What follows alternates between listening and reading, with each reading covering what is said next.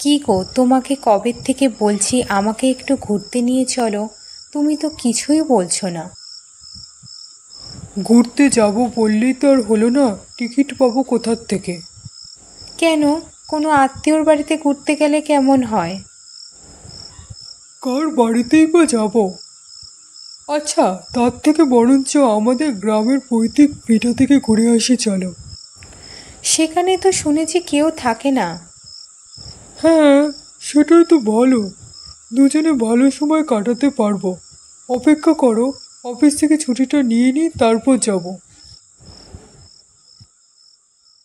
কিছুদিন পরে তারা শিমুলপুর যাওয়ার উদ্দেশ্যে রওনা হলো।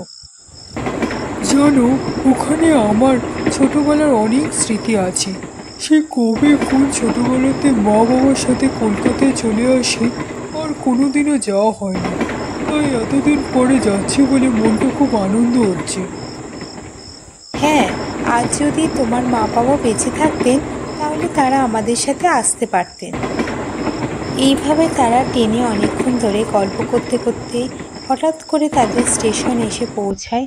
তখন তারা ট্রেন থেকে নেমে পড়ে। স্টেশন তো দেখছি বড়ই ফাঁকা, কেউ থাকে না নাকি এখানে? চলো তো, কাছে গিয়ে দেখি কোনো দোকান দেখা যায় নাকি। তারা কিছু দূর হেঁটে যাওয়ার পরে একটা চায়ের দোকান দেখতে পারে। ও দিদি, রবিপুর যাব, তা কোন দিক দিয়ে যাব বলতে পারেন? রুপিপুর সোজা গিয়ে ডান দিকে পড়বে। আপনারা এখানে নতুন বুঝি? হ্যাঁ। আমার জন্ম এখানে। তারপর একটু বড় হওয়ার পর আমার মা বাবার সাথে কলকাতায় চলে যায়। ও আচ্ছা, তাহলে আপনারা সোজা গিয়ে ডান দিকে চলে যান।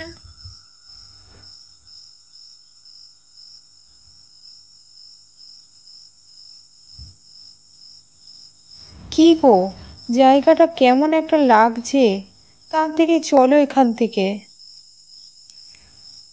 জায়গাটা তো ঠিকঠাকই আছে, তুমি সব কিছুতেই ভয় পাও।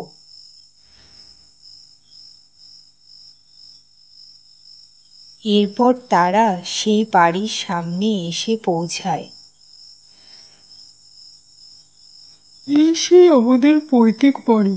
সে কবে ছোটবেলায় দেখেছিলাম, তাও তখন চিনতে পেরেছি বাড়িটাকে। মহিলাটি তখন চারদিক ভালো করে দেখে নেয়। চলো চলো, দেরি না করে ঘরে চলো। কে রে? কে ওখানে? আমি সঞ্জয়, আমার বাড়িতে ঘুরতে এসেছি। কত বড় হয়ে গেছিস, এখন দেখছি আবার বিয়েও করেছিস।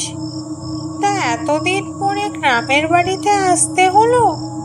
সেই কবে কোন কালে কলকাতায় চলে গেছিলিস, তা আমাকে চিনতে পারছিস? না, আপনাকে ঠিক চিনতে পারলাম না। সে আর তুই চিনবি কি করে? এরপর বুড়ি সেখান থেকে চলে যায়। তারপর তারা দুজনে ঘরের মধ্যে ঢোকে। তারা চারদিক ভালো করে দেখে নেয়। আজ অনেক খাটাখাটনি হয়েছে, কাল বরঞ্চ গল্প করা যাবে।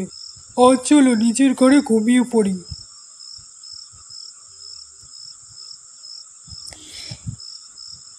এরপর তারা নিচের ঘরে ঘুমিয়ে পড়ে।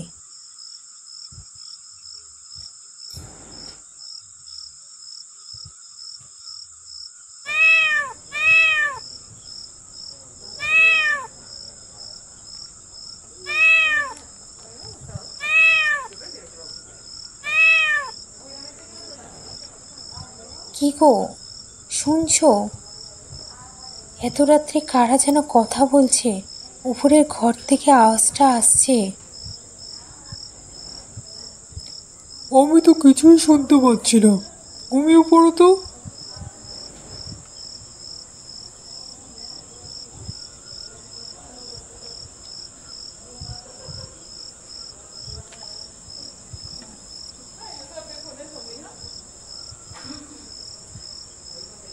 কি গো, শুনছো? আবার সে আওয়াজ আসছে। একটিবার ওপরে চলো না গো, দেখে আসি কেউ আছে কিনা। চলো তাহলে, তুমি যখন এতবার করে বলছো, চলো গিয়ে দেখে আসি।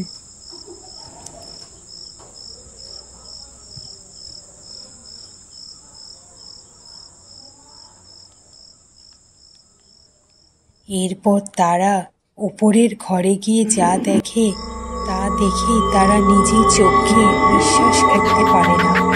তিনটে কঙ্কাল ঘরের মধ্যে বসে আছে।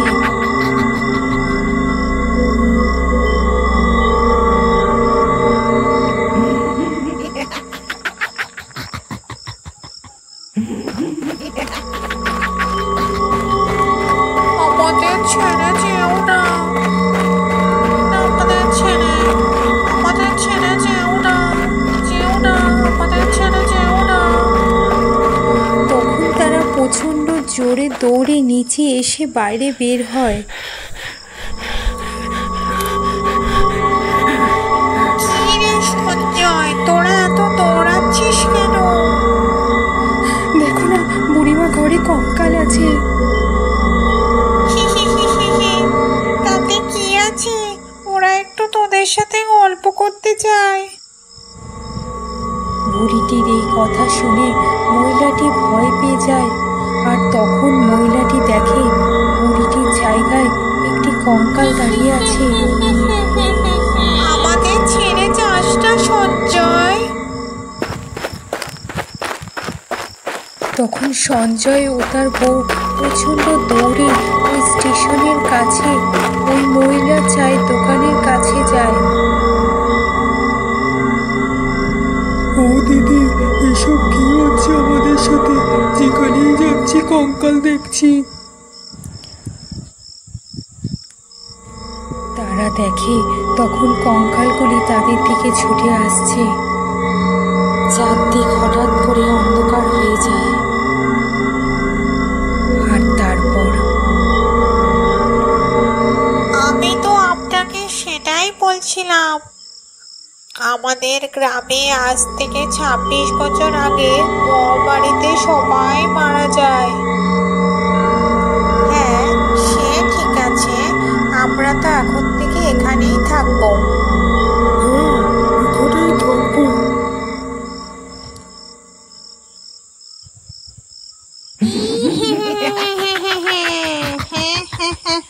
হ্যাঁ